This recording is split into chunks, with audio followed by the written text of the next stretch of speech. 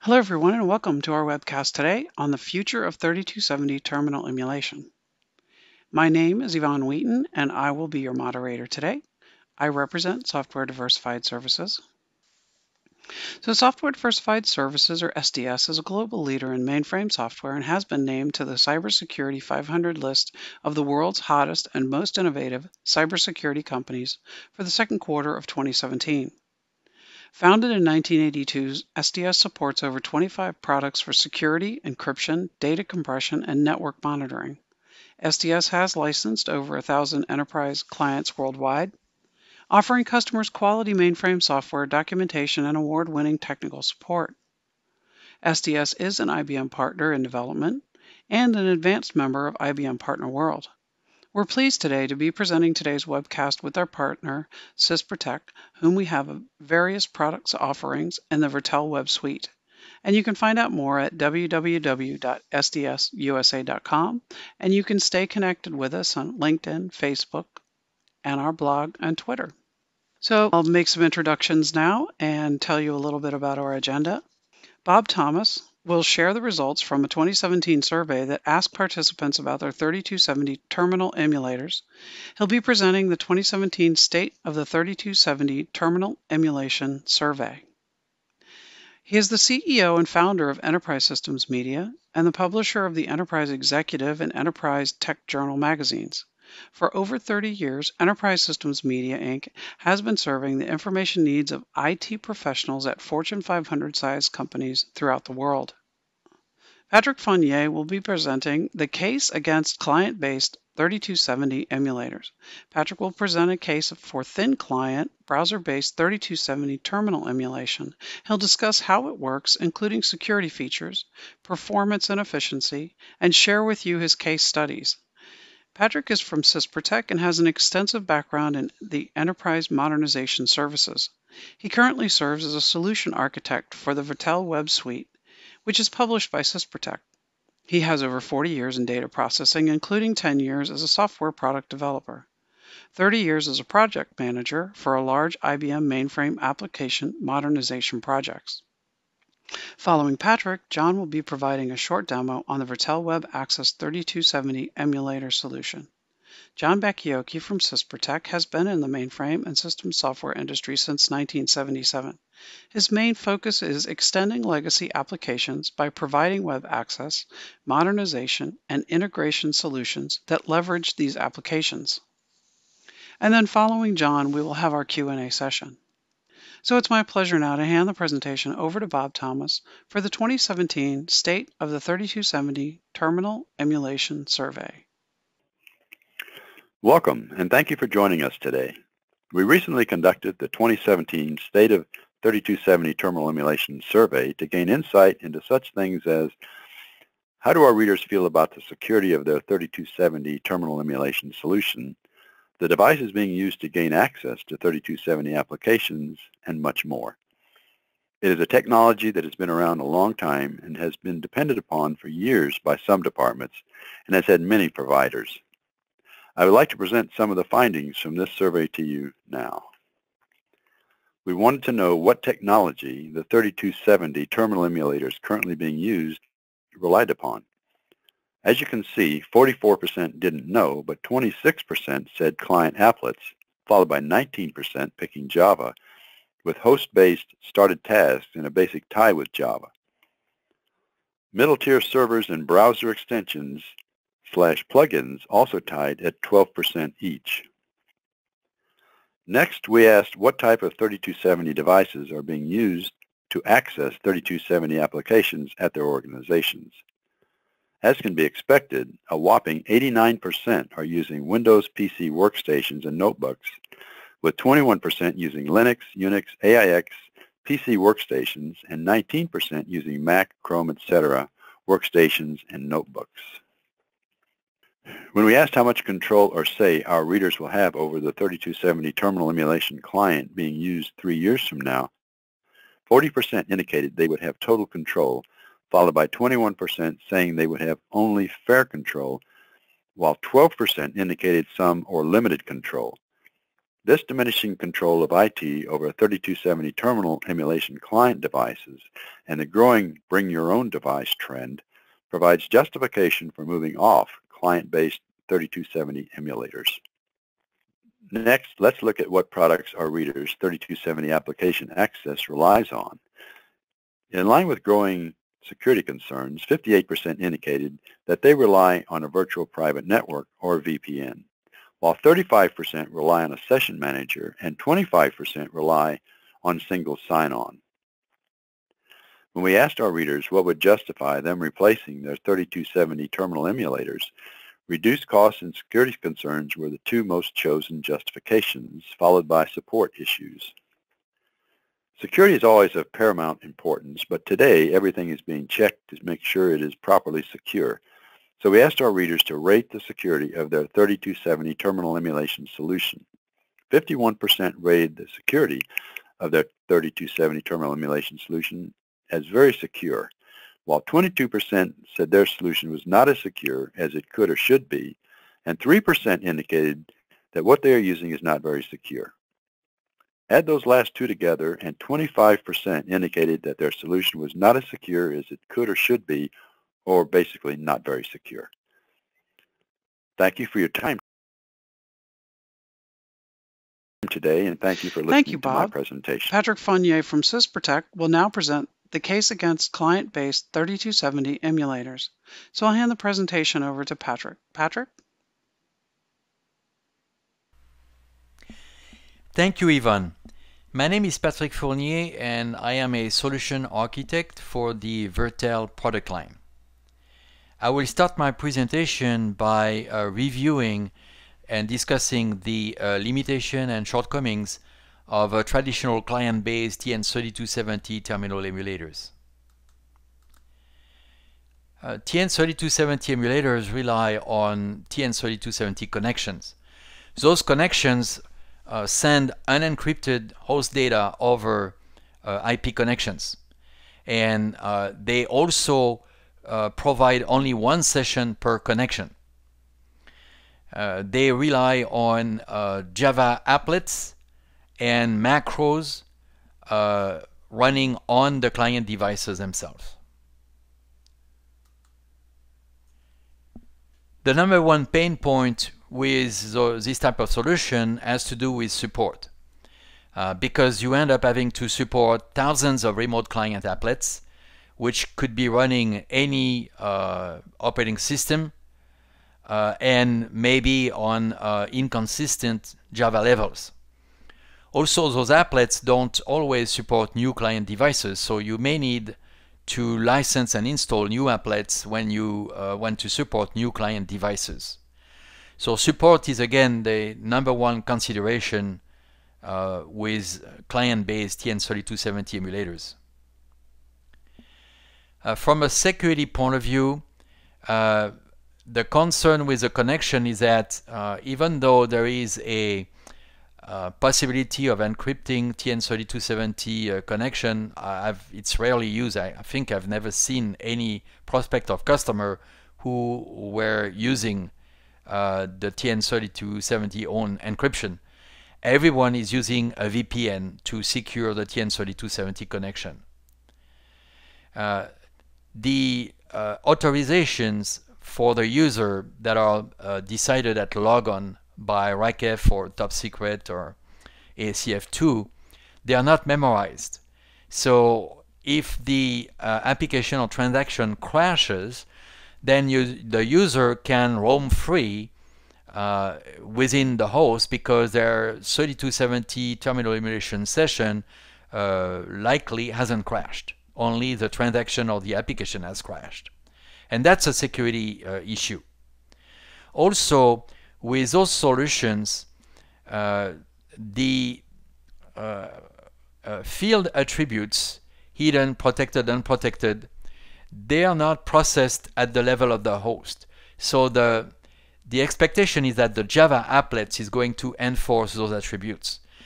So you end up with data that is supposed to be hidden, that is traveling on an IP connection, and you can only hope that the applet has not been hacked. Otherwise, the hidden field would be seen, and the protected field could be modified.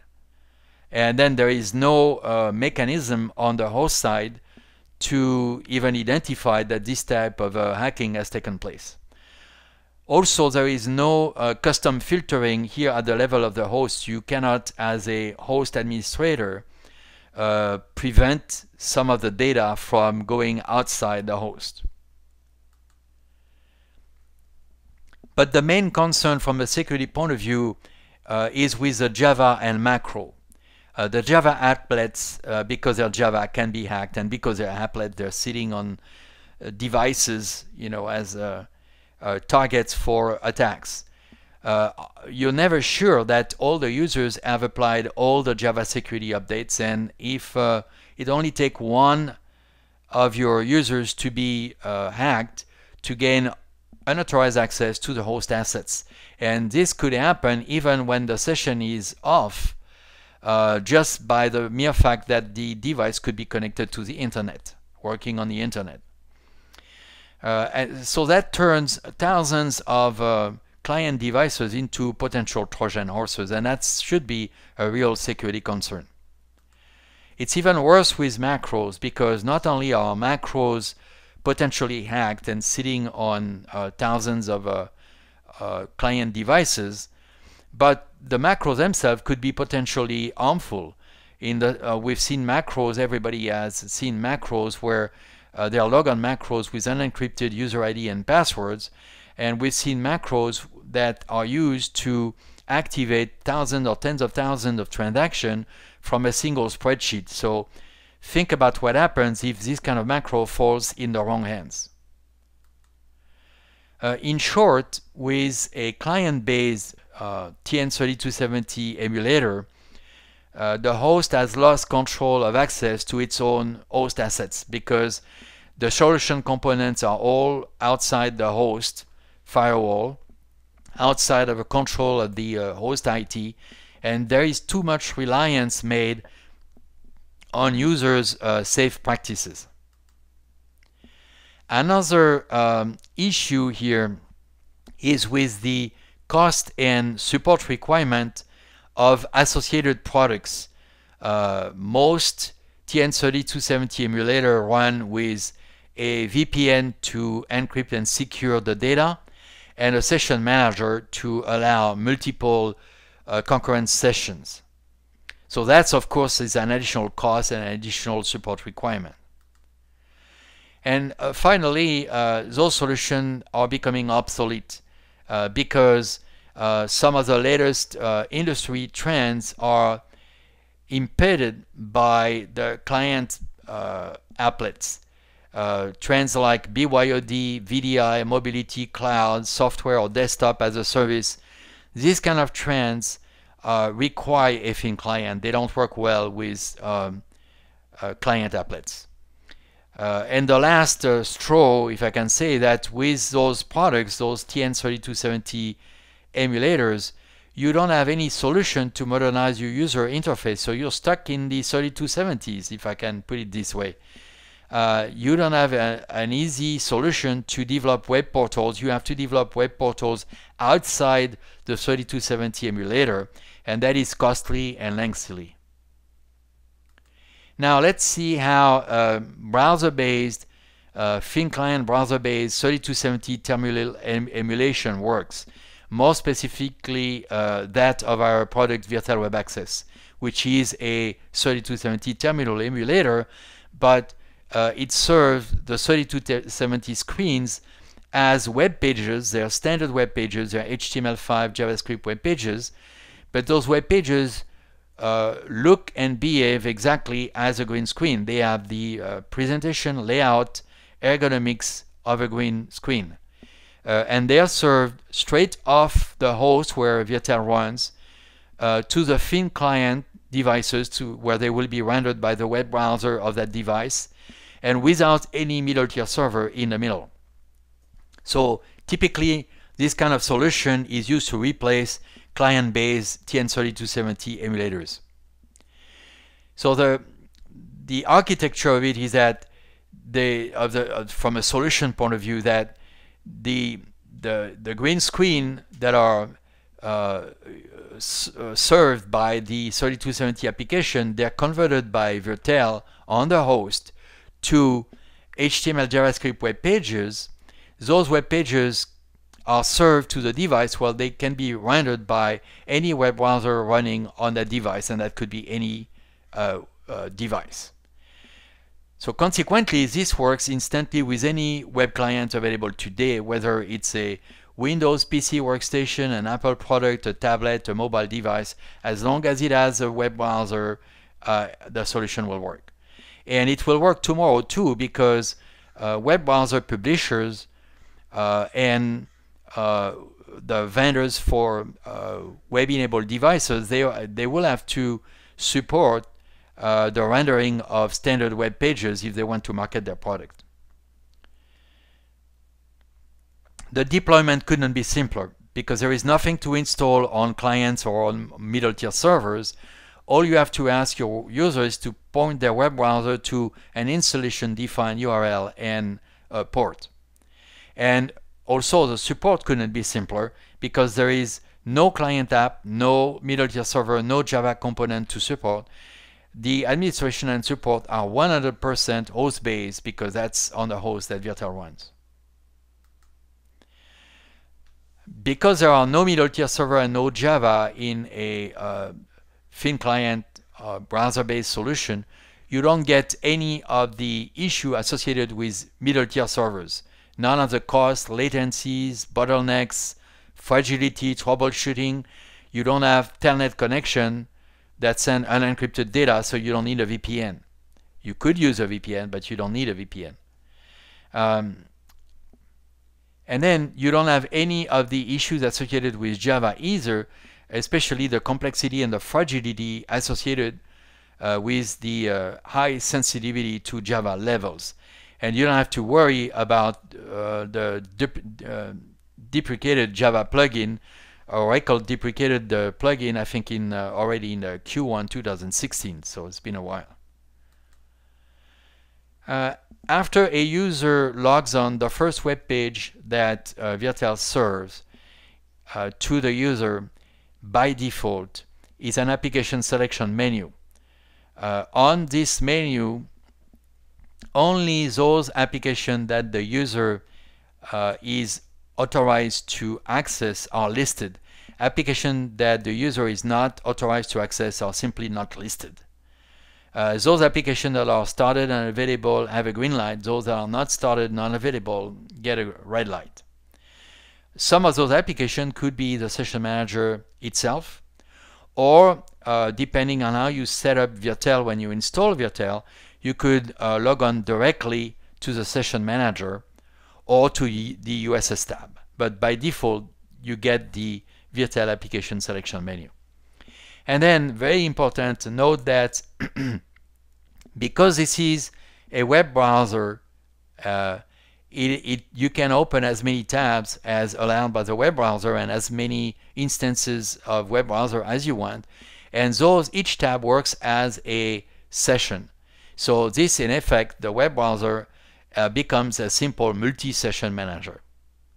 So I would say a majority of our customers have simply dropped their session manager. You can keep it if you want, but you don't have to. Here is what a web page served by Virtel looks like. It looks and behaves exactly as a green screen.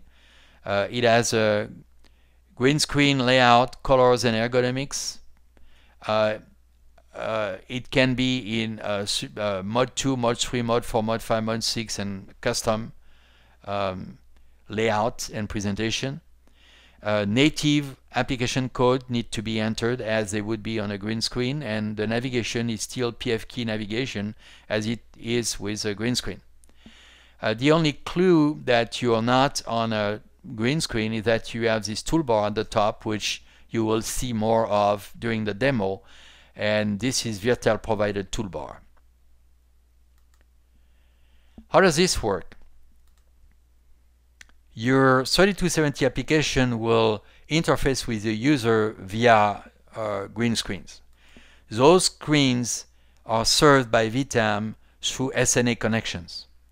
Virtel runs on the host as a starter task, and it contains its own VTAM relay, which can interface with VTAM. So it takes the 3270 data flow coming off VTAM. At the core of Virtel is a protocol converter between host and web technologies. So that's the smarts, this is the brain of Virtel, if you will. And then an IP server, which in the case of 3270 emulation is an HTTP server, is included in Virtel. It comes with Virtel, and it manages the HTTP or HTTPS connection with the client devices.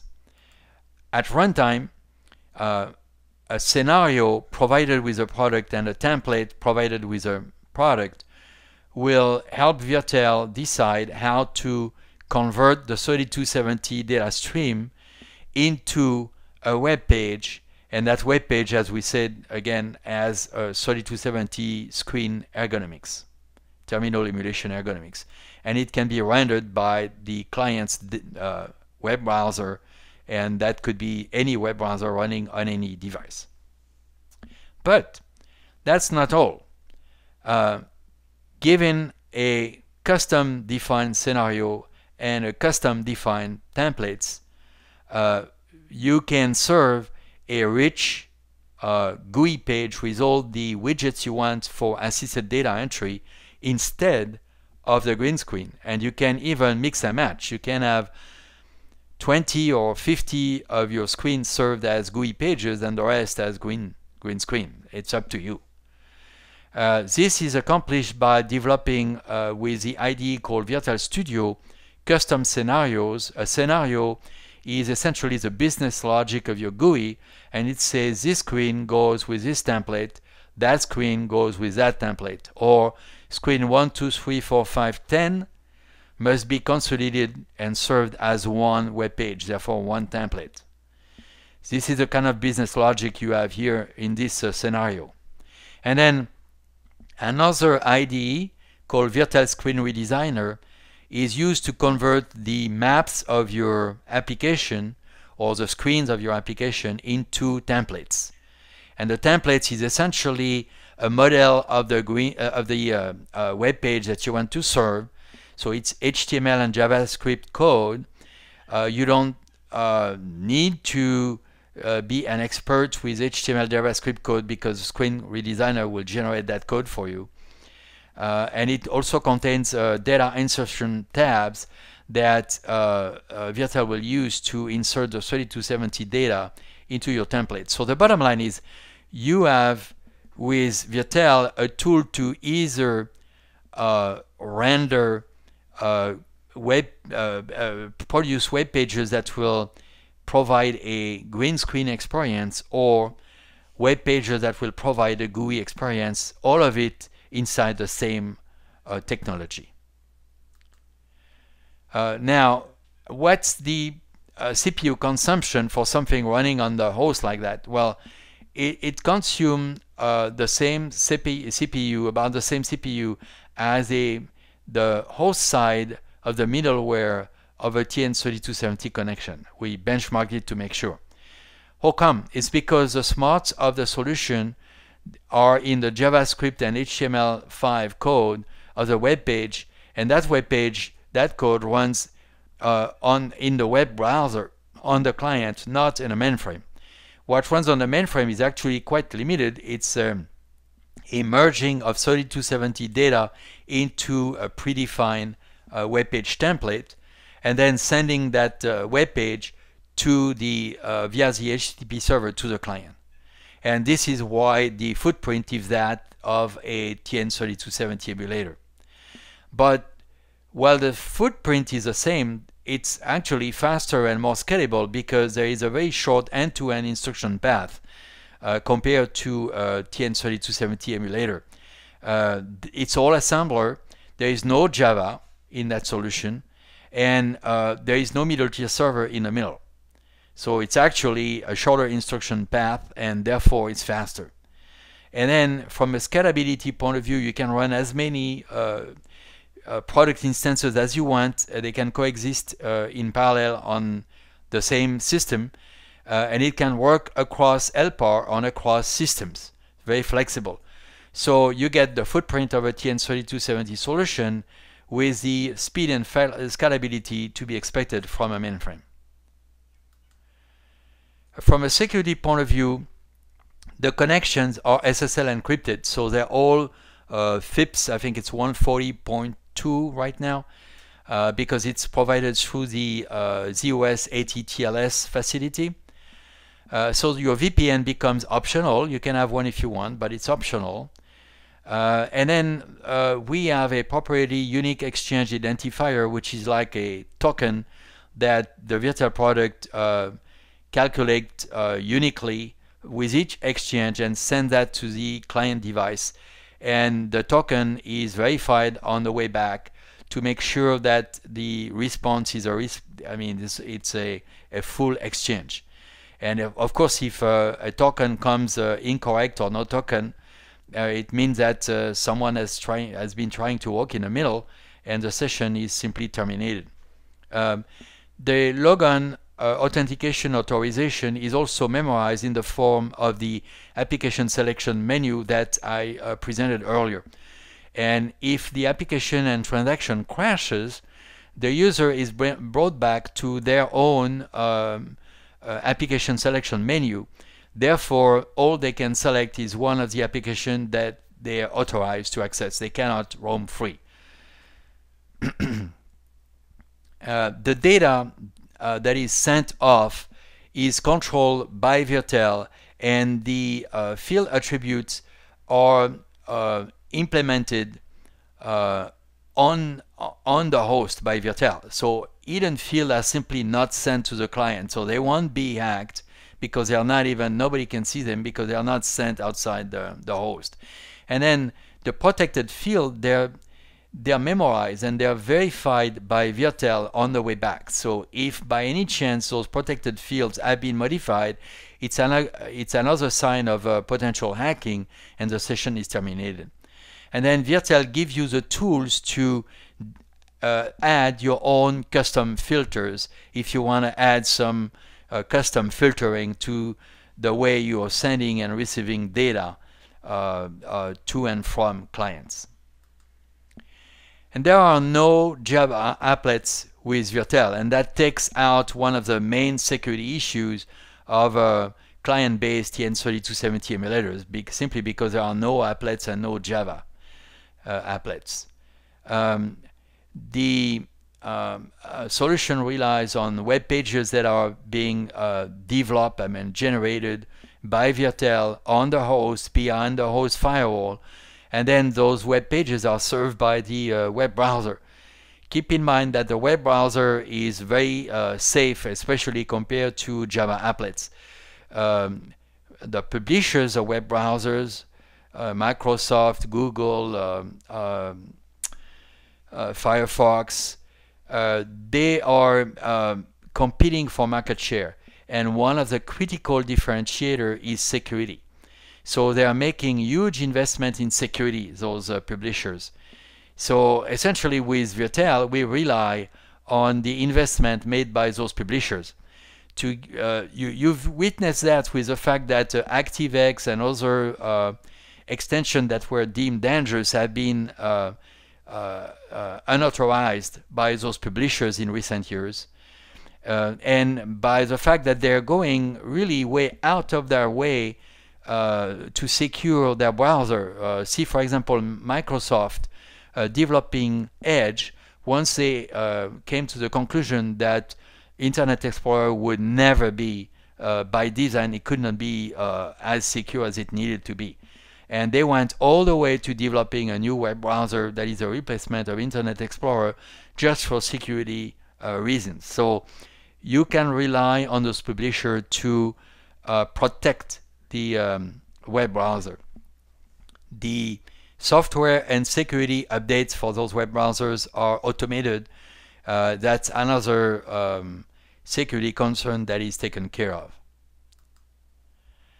Macros could be with Virtel stored on the client if you want to stick to what you're used to, but we recommend against it. So it's optional. It's actually that's the default, but we recommend against it. And we provide another facility with Virtel where the user will still develop their macro on their client device, but the macro is actually stored. Once it's recorded, it's stored on the host in a file controlled by Virtel. And if it's controlled by Virtel, it's beyond the host firewall where it cannot be hacked, and it can be inventoried by the host IT. It can be audited by security auditors, and it can be shared between users if the host IT decide that this is a useful and shareable macro or not. It can remain private if it's not. And the macros that are deemed unsafe can be prevented and eliminated, and that's all controlled by the host IT. And so the bottom line is that with this kind of solution running essentially on the host, behind the host firewall, and nothing but standard web browsers running on the clients, you've taken out the reliance on user safe practices, and you've regained control of the control of access to your own host assets. Here is a customer story. It's Peugeot Citroën, the French and European and actually global car manufacturer. They migrated back in 2003, so that's 14 years ago, 400,000 users to Virtel. Those users are in 150 countries, and it's the solution is running 24/7 ever since. They needed to retain their 3270 screen interface to avoid retraining those users because that was just too many users to retrain. They also could not go with a client solution because they didn't want to have to support 400,000 client applets. This would have been a nightmare. They had to go with a thin client solution.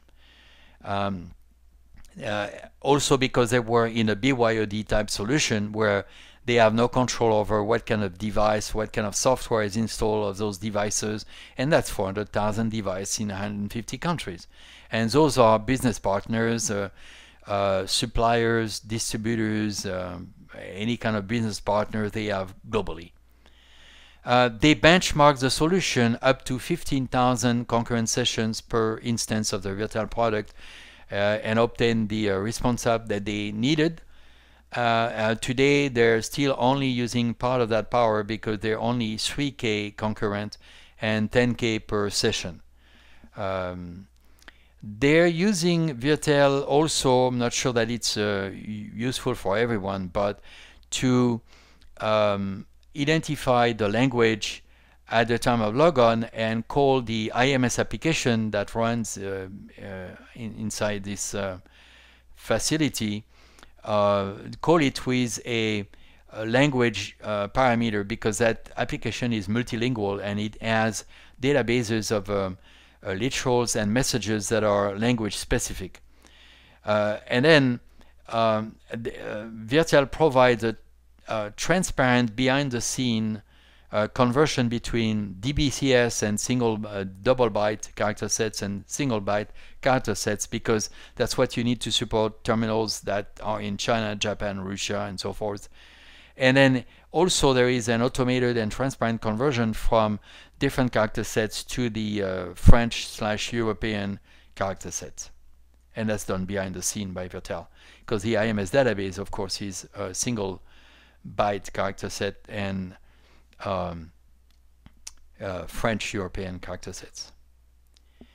Now let's take a look at what the future of 3270 terminal emulation could be, and it's ultra thin, ultra secure, as implemented by our customer Fréquent, who this year, in fact, they finished in June 2017. Did something fairly specific. They migrated, it's fairly unique, they migrated from 1500 Windows PC with Microsoft Office Suite and other application, access to their LAN internet, to Chrome and Android ultra-thin, ultra-secure devices. Those devices are Chrome boxes, which are in the conference room and are connected to a video projection system and video audio projection system that converts the room into video conferencing and into video training rooms. The office staff was provided with a Chrome-based device, which are all-in-one with multimedia capability also. And then same thing with mobile staff with multimedia-capable Chromebooks. And the sales staff has gotten multimedia-capable Android phones. All those devices can be connected via Wi-Fi or broadband. There is very limited storage because nothing gets stored on those devices. Those devices are only installed with the Chrome operating system, the Chrome web browser, a remote desktop, a Chrome remote desktop applet. That's the only applet, which is used to support those devices remotely from the headquarters. There is one extension allowed, which is the Salesforce extension, allowed to access their Salesforce CRM. And then otherwise they have a toolbar with a number of URL and icons that users can use to access their application. And their application could be intranet application, which is not even shown here, desktop cloud, which is now all Google products, and the mainframe, which for all intent and purpose is accessed exactly as if it were a cloud applications, either via GUI, because they do have GUI, or 3270 terminal emulation. The benefits that they got from this migration are that they have now, that was part of their business plan, they have video conferencing and video tutorials and training throughout the organization. They've greatly improved their mobility and flexibility, where all their application and data are in the cloud and can be accessed from anywhere.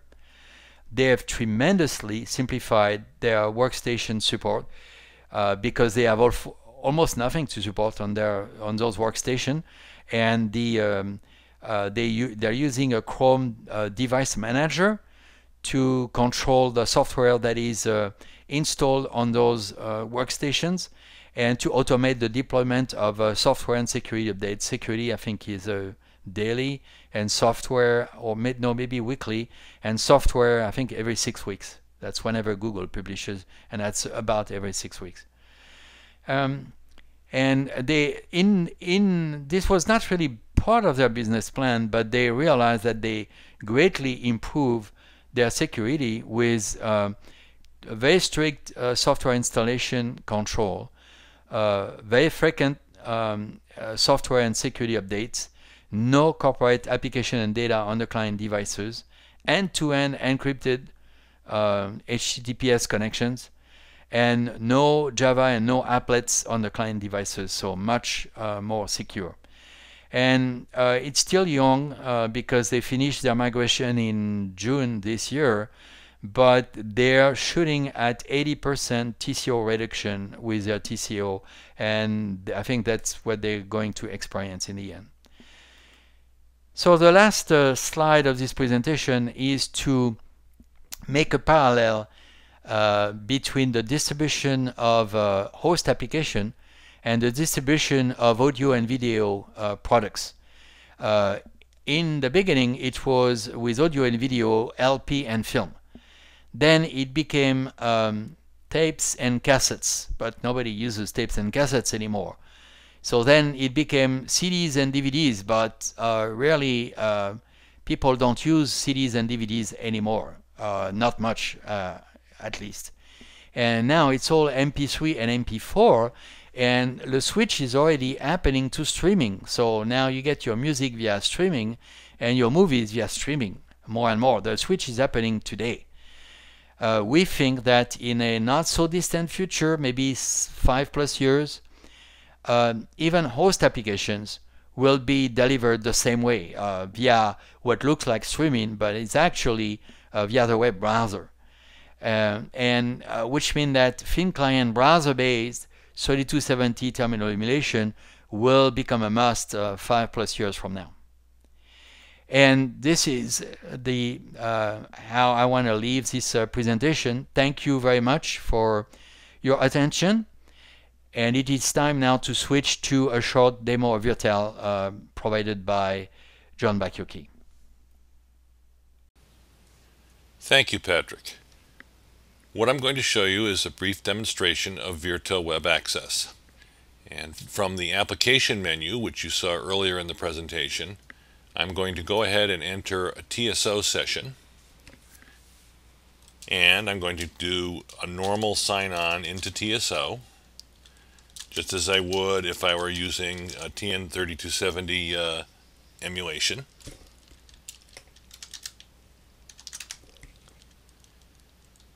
And we're seeing the normal sign-on, and we get to the main IMSPF primary menu. All of the capabilities that you would have within TSO to enter data, to tab through screens, to do whatever you would like to do is available with Virtel Web Access. In addition, there are a couple of other things that you would see with Virtel Web Access. You'll notice, for example, that all of the PF keys have been turned into links, so that if, for example, I wanted to find help for this screen, I can just click on that and it will tell me there is no additional help. Or I can click on F10 for actions, and you'll see that the cursor goes up here to the top, which is where the actions would be. I'm going to hit it again, and now the cursor comes back down here. So the PF keys can be clicked on as opposed to being pressed by using any of the function keys on your keyboard. In addition, there is also the capability to click on a URL that's contained within a page. You can see that this text has been changed to a URL where you can click on it and go directly to whatever web page that URL references to. In this case, an IBM ZOS Resource Measurement Facility web page. So coming back to the 3270 rendering, I'm going to go over to a document, and you have all the capabilities to go in and edit the document that you would with TSO. Just put in some text, save the document,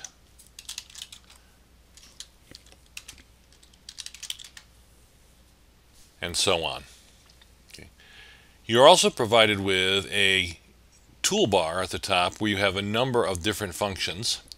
You're provided with a keyboard where if you don't happen to know what your clear key is, for example, you can just press the clear key or the enter key, for example. You have copying, cutting, and pasting, where you can highlight a piece of text, copy it, place your cursor somewhere else, and paste it. You have the capabilities to receive and send files to and from TSO. You have the capability to capture your screen and to print it. You have the capability to record a macro, which I will do momentarily, and then to play it. And you also have a settings dialog where you can do things like change your font size, change your window size, change what your cursor is from a bar to a block or a blink or whatever, change your display style from black and white to gray to white, or even to custom styles that you can configure. You can change your print styles in the same way, so your printed pages either have the black background, a color black background, or a black and white. You can do things like turning off and on the URL hotspots and the PF key hotspots that I've just shown you.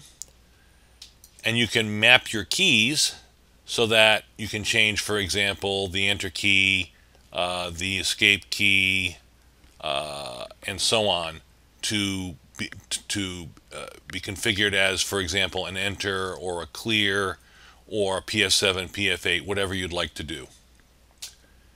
Okay. Now let me show you, if I may, a sample of the macro. I'm going to go back to the primary menu, and I'm going to go ahead and record a macro. So what I'm going to do is just record a macro, a very simple one, to go to the enter and go to the edit panel and then back out. I will stop the macro recording. I'm going to give it a name. I'm going to call it test1 and save it. And then I'm going to close that, and I'm going to play a macro. It's going to put up a window and it's going to ask me which macro to play. I played it, and you saw that we went to the edit screen and back again. And then just to sign off of your session, you would sign off in the normal fashion, like so.